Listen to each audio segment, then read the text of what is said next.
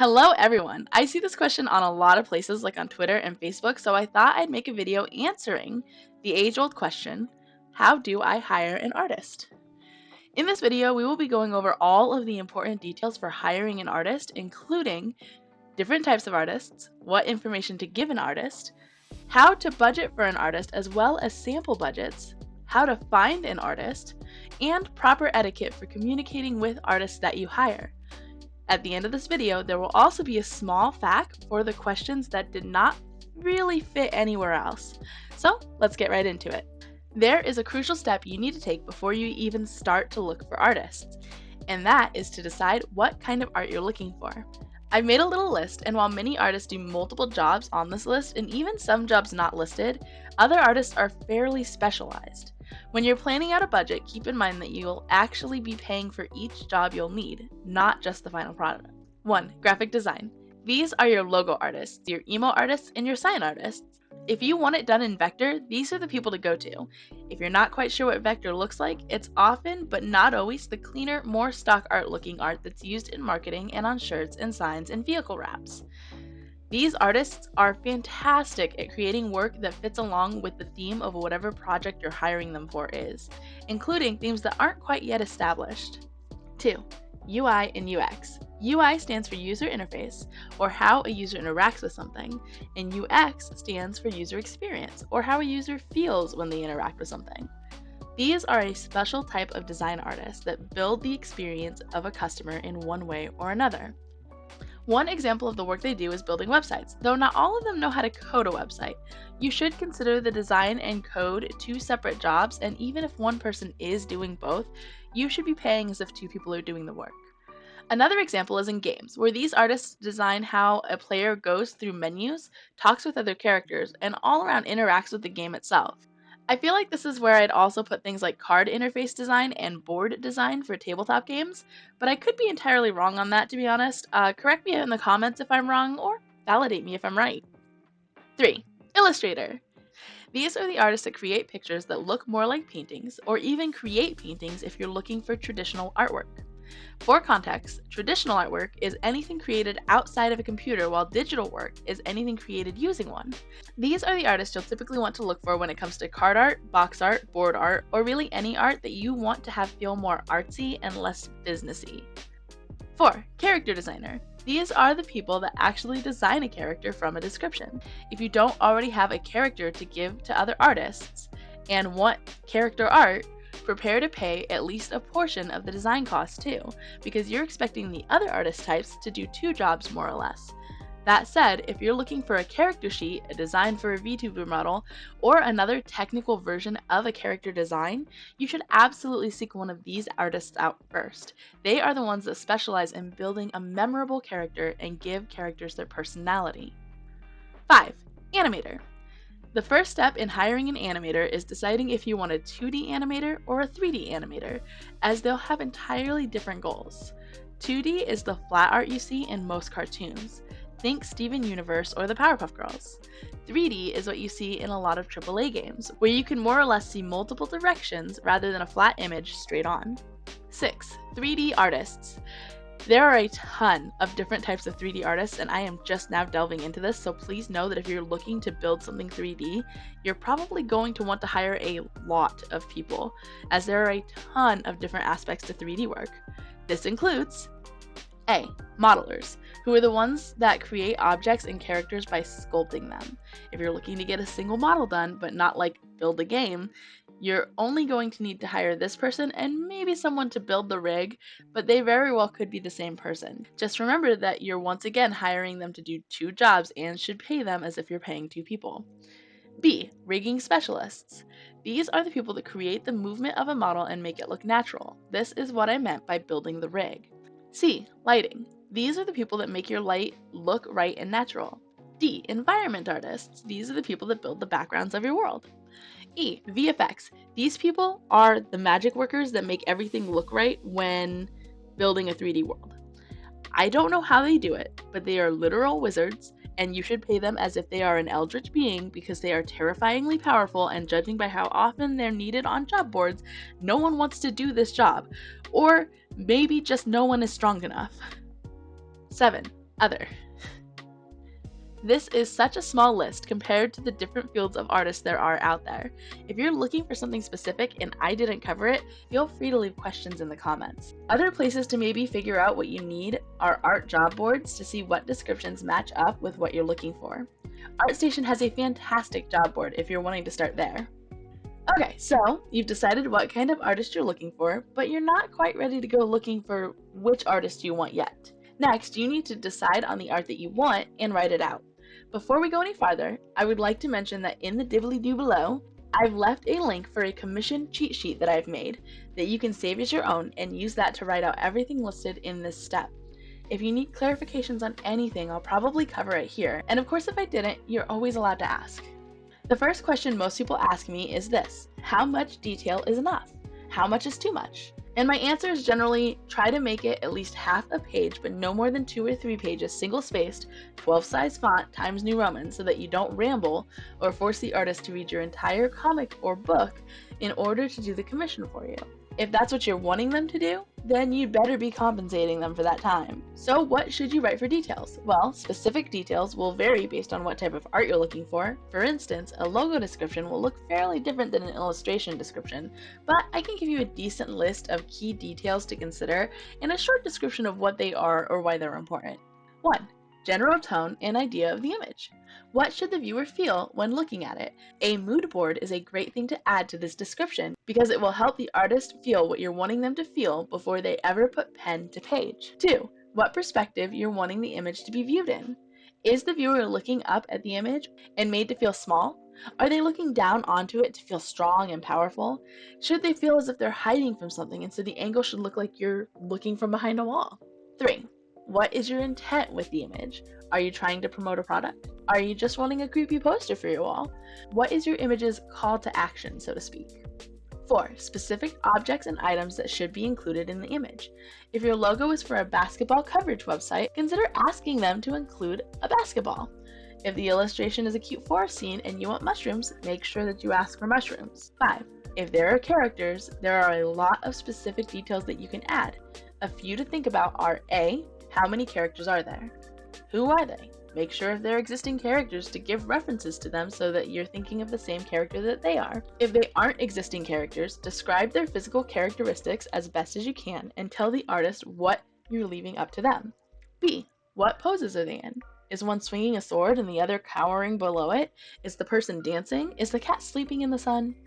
C. What is each character's mood? Is one annoying the other with happiness? Is the character creeping around and kind of scared? D. What are their intentions? Is the sneaky one trying to steal a potion that might save a loved one? Is the sword-swinging one the hero of the story or the villain? E. What are they wearing? What are the colors of their outfits? Specific and important pieces to it? What can be left up to artist interpretation? Are they wearing an outfit from their reference? F. Where are they? What are some things that you would find where they are that you'd want to see? Do you want to see your main character's fluffy pillow on the bed in their room? If there are important scenery details, make sure that you include those. 6. Remember that artists love reference images. If you want something to look specific, give a specific picture of it. If you have a very detailed outfit in mind, give each piece of the outfit in your references. If you want a specific type of basketball included in your logo, make sure that you're adding that in your references too. 7. If it's a comic, there are a few special rules as you're more or less commissioning multiple images in succession, and so you can't really describe just one image. Instead, give a general story synopsis, including any possible trigger warnings that might be found in the story, and give a maximum of 5 pages of script examples. 8. And of course, references. References and mood boards are really a great way to show exactly what you're looking for. If you have a specific vision in your head, please be sure to include as much of that vision as you can in visuals so an artist can replicate it more perfectly. Alright, so now you have an exact idea of what you're looking for, and anyone could read it and go, I have a picture of your idea in my head, even if it's a very vague one. Perfect. Now for one of the most complicated parts of the entire process, deciding on your budget. Let's be real for a second. Every single client approaches their artists with a number in their head that they consider reasonable. This section is meant to help you make that number as reasonable as possible for the artist.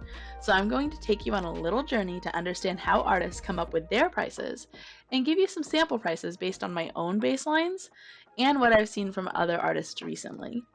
These numbers are subject to change, especially with the age of this video. Remember that prices should be going up.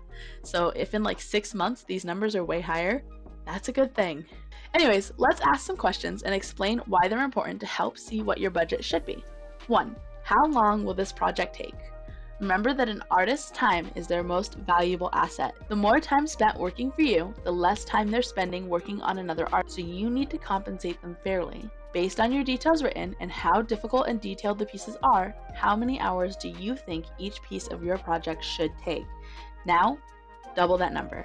Because I can guarantee you that no one that isn't an artist understands how long an art piece takes, because frankly, artists don't even realize how long they take on their pieces. It's actually kind of hilarious in a sad way to watch artists react to how long their process took when they time themselves, because it's vastly longer than most expect.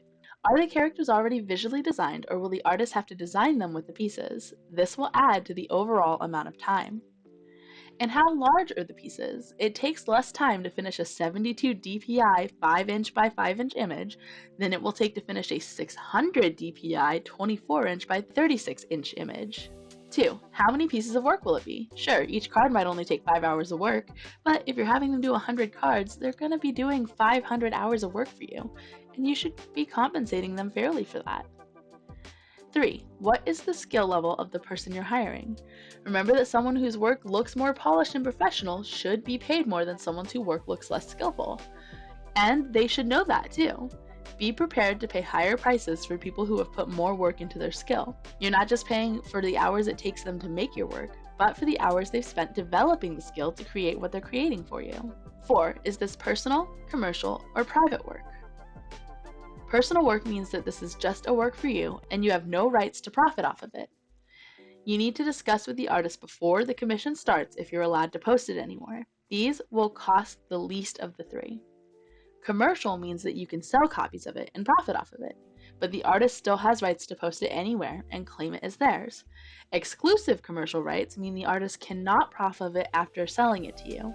Expect to pay on average double of the personal price because you're now setting up to profit off of primarily their work. And private means that you have exclusive rights to post it, and the artists cannot claim it as theirs or profit off of it. Expect to pay on average quadruple the personal price or double the commercial price, because now the only benefit they're getting off of this at all is what you paid them. With this type of commission, they can't even use the work they created for you to find new clients. Now that we've discussed what kind of things will increase the price of a work, let's talk about sample budgets for skilled artwork in USD based solely on prices I've seen and what I consider fair. Remember that these prices are for what I consider average prices for average skill levels when it comes specifically to individual clients, not big business. I am going to base the prices off of average skilled worker payment in the US, which is just a little lower than $25 an hour. It should be higher than that, but I'm not here to do a think piece on the awful conditions of our late-stage capitalist society right now, so anyways. 1. Card art. These are usually around 72 dpi and expected to be not much larger than like 3 inches by 5 inches, with a moderate but not high level of detail. So a skilled artist shouldn't spend more than about 10 hours on it. This means the average art per card should be about $250. 2. Book covers. You're going to want a higher resolution for these, at least 300 dpi, so that they can still look good blown up for when you're doing signings and whatnot, if you're going to promote your book at all. And you'll want all of the detail you want your possible readers to see, so you're probably wanting a fairly detailed work. Hiring a typographer for the title text is a possibility too, but expect to spend at least $1,000 for the entire cover visual. 3. Comics. Okay, so these are a bit wonky because comic art per page varies wildly even within the professional industry. From what I understand for an independent client, expect to pay about $40 for the sketches, as these are the backbone of your image. Expect to pay another $30 for line work because the sketch is already laid out, but line work is about translating those lines into the final work. Flats are tedious, but mostly a technical job meant to make the colorist's life easier, so expect to pay about $20 for that. Then another $40 for the colorist. This means that you're looking at about $130 altogether per fully colored page. 4. Vtuber animation models. The models for these need to have smooth transition in multiple joints, and there are a ton of little pieces that they have to put together. The average Vtuber model cost I've seen is about $1,500 before you get into any rigging. A few things to note when it comes to these prices, because I don't want anyone linking this video and going, but Art just said you'd only cost this much. 1. Art for bigger name companies is very different and often either way higher or way lower, but I'm assuming you're not a part of a big name company if you're watching this video to get a feel for art prices, and if you are, pay your artists better. You can actually afford it, and we're the backbone of your business, especially if you're a part of the comic industry. 2. If you're hiring for commercial work, which as a reminder means that you intend to profit off of this, you should expect to pay more, and about up to double. Some of these examples really only work commercially, like the Vtuber model, so that's not a hard and fast rule, but keep it in mind and build that into your budget. 3. Prices in general vary a lot. Respect your artist's prices, but also, if you had a higher budget than you were quoted, pay them the extra. Tell them that that's what they should be charging, help them know their worth, and don't take advantage of them. P.S. Artists, if you're curious about what you should charge or what level of skill you're at, join my Discord linked in the dibbly-doo below and post your work in the Critique Me Daddy channel, and I'll include you in my YouTube video that discusses that more with you. So now you're ready to start looking for an artist. So where do you do that exactly? Well, there's actually a ton of places. 1. There are Facebook groups dedicated to every kind of art. Just search commission and whatever type of art you're looking for, and you'll almost definitely find a group that's just for you. 2. Board Game Geek has a job board specifically for looking for commercial work for tabletop games such as board games and card games and pen and paper games. 3. Reddit has a huge online art community, and you can search the communities there in a very similar way that you can search on Facebook. 4. Post shareable posts on Twitter, Facebook, and other social media sites asking for recommendations to artists for whatever work you're looking for. You'd be surprised how many people actually know an artist. 5. Your favorite artist. Wherever you follow artists, go looking there and pick some of the artists and approach them directly. ArtStation, Twitter, and Instagram are great places for this. 6. DeviantArt also has a huge forum and a dedicated job board that is still very active. 7. Fiverr exists and has prices right up front, so if you're on a tight budget, consider checking here first. 8. And of course, there's also me. I'm often open for commissions, so if you like my work, shoot me a message on any of my socials or leave me a comment. Alright, so you've selected your artist, or maybe even your artists. Now you need to know how to open communication and proper commissioning etiquette. Be open and upfront with what you're asking for. Start with a message of how many pieces of work you need, how much you're willing to pay, what the deadline is, what style and type of art you're looking for if that's applicable, and the general subject matter and genre of art. If there are trigger warnings, be sure to include those too.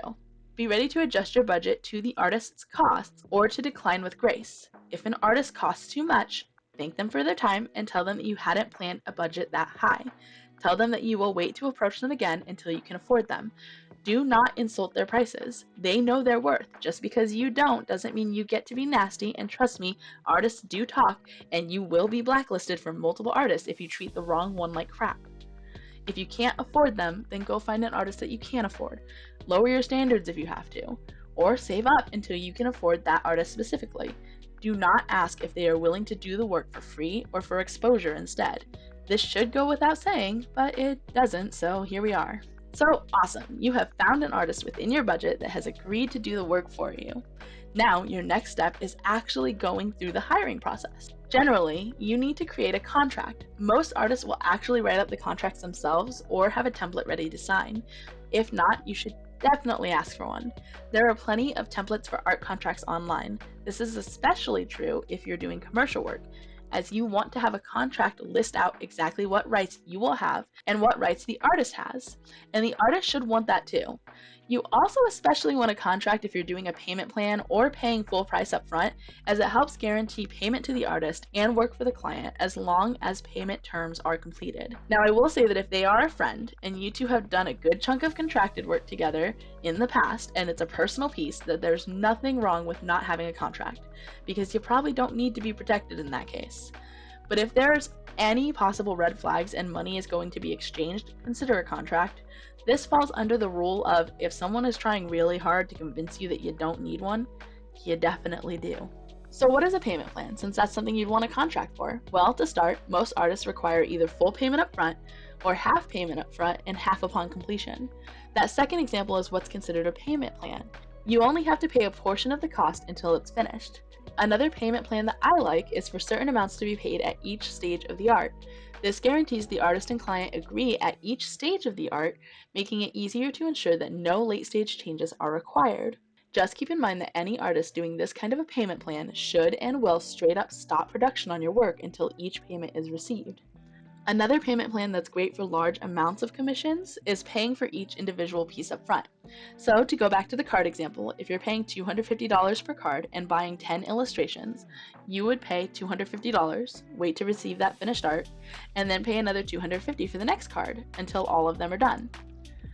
Another quick note about payments, if you're going to require a sample of their work or an art test before you hire them, you need to pay them full price for their sample piece. I am dead serious. Every art test should be a paid art test. If you can't afford to pay multiple artists for their art tests, don't test out multiple artists at one time. Decide on one and start there. Okay, so now you're working with one or more artists. That's awesome. So, what are some of the best practices and etiquette you should follow during that process? There are a few really big questions I see pretty often, so let's start with the most common one. How often can I ask for updates? And the answer is going to be so frustratingly simple, and I am sorry in advance, but it's just this. Ask the artist. This is something you can and should actually ask the artist during the hiring process, or at any point after. A simple, hey, how often would you like me to ask for updates, can help to establish great working boundaries between the two of you, and it helps develop a fantastic working relationship that artists really do appreciate. And yes, this does open you up for the possibility of being ignored as a client. And if you're feeling that that's what's happening, bring it up to the artist. Ask if you can work out a better update system that works for both of you so you can both feel safe moving forward. Another big question I see often is what changes are okay to ask for? The first thing to remember with this question is that the changes you ask for cost the artist in time. Generally, you should consider paying them more for their work if they make lots of changes for you. Also, a lot of artists will actually have change charges written into their contracts too, so ask about them before the contract starts, especially if you know you're going to be very picky about what you're looking for. Artists tend to follow a similar general process, which gives a great set of anchor points for when they absolutely should be updating you, which is important because these updates are the best time to ask for changes. Keep in mind that I'm writing this from an illustrator's perspective and the processes do change, and you can absolutely ask the artist that you're commissioning for their specific process and when they plan to update you throughout said process. You can also ask for specific updates based on their process, but to give you a general idea of what that process looks like, I've compiled a handy little list for you. 1. Thumbnails and starting sketches. They should be sending you as much of these as you ask for until you find the right sketch. If it keeps feeling like they're way off, try and describe what you're looking for again, or ask if there's something specific making them lean toward the sketches they're creating. As these little scribbles take very little time and are meant to shorten the rest of the process by being a tiny, undetailed version of the final product, most artists will not charge you more for multiple thumbnails. If it gets excessive though, like if you're still not sure what you want after like 20 thumbnails, then they might start charging you like $1 per additional thumbnail. 2. Clean sketch. At this point, you're kind of locked into the image you chose in the thumbnail stage, but you can generally ask for pose changes, background detail changes, and other big adjustments like that. Just ask to make sure if it's not adding too much time to the artist's work. If it's an anime or comic work, this is where the changes you want should be made because it is infinitely harder to make changes when they get into the line art stage. This is the stage where you should be fully happy with what you're getting or asking for changes. After this point, paying your artist for changes is pretty customary, so be very clear and open if something isn't right. 3. Line art or final sketch. At this point, you can still ask for small changes, but not really big ones. Don't like where their arm is? You can probably ask for that change, but if you want them to change the whole pose, you should absolutely offer to pay them more because you let them get this far without changing it. Remember that if it's anime or comic work, changes are going to be a lot smaller here or a lot more expensive, especially if it's a traditional piece. 4. Rendering, in either grayscale or color. This is when most of the work is often done in illustration work other than in anime and comics. In those, most of the work is done in either the stage before this one or the stage after. This is where artists really start laying down the extra details and moving toward the final work. Changes should be minimal here, but some samples for changes are things like small issues with anatomy, adjustments to the lighting, certain detail work, color adjustments, and other things like that. 5. Color/detail work. This is the final rendering stage before finalization and post-production, and at this point the only real changes you should be looking for are slight color variations, little adjustments to problem areas you might see, and other small things. At this point, the commission is pretty much done, and if you have major problems with it, you should be paying full price to commission a new piece with them, especially if you got to pick the thumbnail. 6. Finalization and post-production. This is the last step and consists mostly of small changes the artist makes to give more texture, adjust tone, and put more focus on the focus areas. It is now for sure too late to ask for changes without paying extra for them. So now you've gotten through the whole commission, you love the piece, and you even made it through without any major client faux pas. That's it, right? Well, it can be, but there are more things you can do that are absolutely fantastic and pretty much ensures a continuing working relationship with that artist should you want to commission them again in the future. First, thank them. Be clear about what you liked about the experience, and if there were things that you didn't like that wasn't the price, maybe ask if they'd like some advice before sharing. It might be something they aren't aware of, and it might be pushing away their other clients. But also seriously, telling them that you got what you wanted really does help. You have no idea how many of us have imposter syndrome and are just sitting here like, okay, but do they really like my commission or are they just being nice? Next, if you can, tip them. If you had a specific budget and your artist is charging less, you really should just tip everything else you had budgeted to them so that they can build up their prices better. Seriously, helping an artist know their worth is such a wonderful gift. Please consider it. And if they're over budget but you're beyond happy with it, still consider tipping. Artists put a ton of work into their craft and are literally always undercharging, so tipping is always a kind gesture if you have it to give. And of course, share their work everywhere and credit them. And don't just say who did it, add a link to their work wherever you can. Make sure that you are singing their praises. They'll notice, and at least in my case, I've given lower prices to people I know are going to be nice to me and people I know are going to bring me more commissions in the future. But also, sharing their work helps the artist find more commissions. If they gave you a special price though, do not say the price. In fact, maybe don't mention prices at all so that the artist has a chance to adjust their prices whenever they feel that they should, and no one goes in with specific expectations that end up hurting the artist in one way or another. And if you hear someone asking about an artist that's open for commission, show off that bad boy of a commission you got and absolutely recommend the artist you commissioned. Maybe even tell the possible new client to tell them who sent them. It'll make the artist stay. Alright, so that's all the basics to how to hire an artist, but I've got a few special frequently asked questions here that I want to share the answers to. If I don't get to your question, please feel free to ask it in the comments and I'll do my best to answer every single one. 1. How do I cancel a commission? Okay, so I've got a couple of scenarios here. The first is that you've paid your first amount, but now you don't have the money for your second payment and you don't know when you will. Tell them. No joke, be upfront with them and say, hey, I don't have the money to finish this. Ask what options you have, or even offer your own. These can be things like, hey, stop the piece where it is and I won't take it. I'll pay you for the rest when I can get it, and it's up to you whether or not you finish it then. Most artists will be sympathetic and offer to hold the commission for you until you have the money to finish. We are people too, and most of us do really understand money troubles, if you know what I mean. The second is that you and the artist are really just butting heads and you cannot work with them anymore for one reason or another. Tell them that. Tell them that you don't want to work with them anymore. Forfeit the payments you've made up until now. Tell them that you aren't going to take what they've made and go try again with a different artist. 2. What if an artist cancels on me? Then they absolutely should be paying you back and forfeiting whatever work they've already done to you. There are exceptions here, like if they've made 5 cards for you, they don't need to pay you back for those 5 cards, just the 6 that they didn't finish, because the other 5 are perfectly usable. 3. What about free art? Never ask for free art. Literally never. It is an insult. If you are offered free art, take it graciously. If it is a post offering free art, shoot your shot, but do not be disrespectful or ungrateful if you're not selected for that free art. 4. What about friend prices? Are they real? I actually do lower my prices for friends if I know that they know my worth. People who ask for lowered prices, though, do not know my worth. When people ask me for friend prices, I respond with, you're right. Friends know my worth better than random clients, so they pay double. Your cost is now twice what I quoted you. And truth be told, my friends 9 times out of 10 are actually the ones throwing more money at me via tips and extra payments because they want to see me succeed. 5. Their profile says commissions closed, but I really want to commission them. What do I do? Well, you either respect what their profile says, or you tell them that you will pay literally any amount for them to open their commissions for you and be prepared to pay that number. For me, that number would be around $3,000 to $6,000 depending on how overworked I am and what they're looking for. More if it's NSFW work, more if it's commercial work. So keep that in mind when you approach them and have that amount on hand.